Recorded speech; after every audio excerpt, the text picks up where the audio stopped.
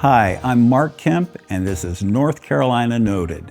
This month, we're headed to Farmville in Pitt County to meet Faith and Harmony, the youngest members of an Eastern North Carolina gospel music dynasty. To me, the sound of black voices singing together over ancient African-rooted rhythms and percussion is as elemental as artistic expression gets. In the eastern part of our state, where sprawling flat farmland extends from horizon to horizon, the roots of African American gospel stretch back to before the birth of our nation, to the field hollers that kept enslaved people grounded to each other, the earth, and the Creator. It's no wonder that these rhythms and melodies are the very building blocks of American music as we know it today.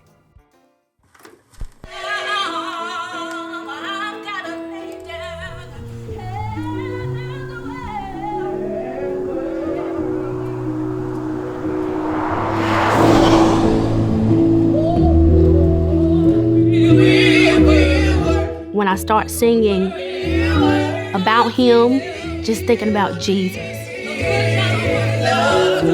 what he's done for me, who he is to me, it gives me a feeling right now that I just can't even explain.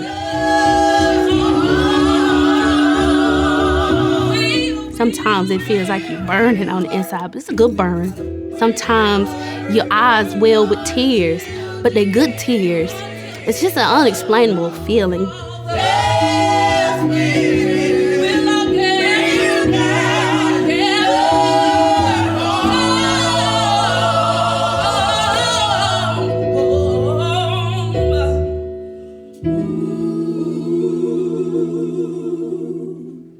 Faith and Harmony is a modernized quartet group. We're three sisters on one side, three sisters on another side, and then we're first cousins. It can get challenging because everybody has their own personality.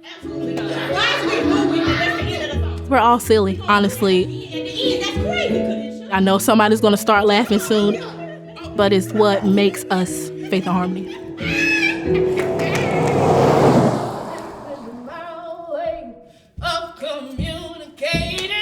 Gospel is the root of a lot of genres. Dating back with jazz and blues, and it's a lot of the same chords and feelings.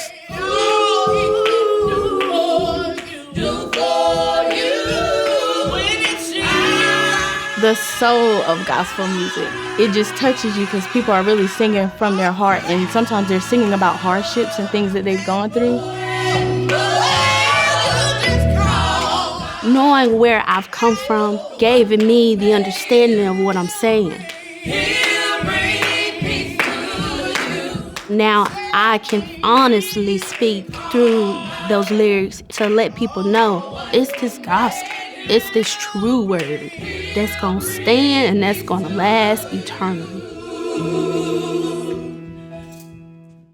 For me, it started with Divine Sisters. It's my grandmother, and my dad played the piano, and my grandfather, and my aunts. And so you couldn't tell me when I was little that they weren't famous. We go to all these different churches and all of these different cities and states, and we driving around in that RV Winnebago that we used to travel in, and I just knew that they were famous.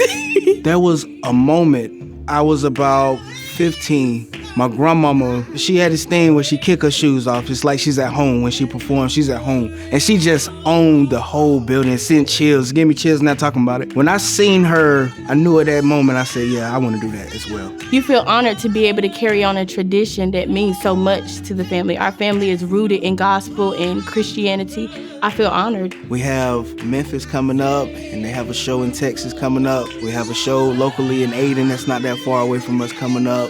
It's fun, man. It's fun. Going somewhere else where people don't know you, if they're not up, you're like, do we sound bad?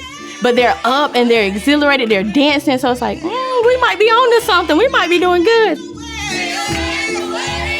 I feel like the work is never done. You build on what the generation behind you left. I have a daughter, and she loves to sing. She loves music and dancing and all the other stuff. And I feel her watching me. I see her trying to imitate my sisters and my cousins. It's like a keeping it alive. When you have someone here that's still doing it, that saw the one behind them do it, it's just keeping it alive.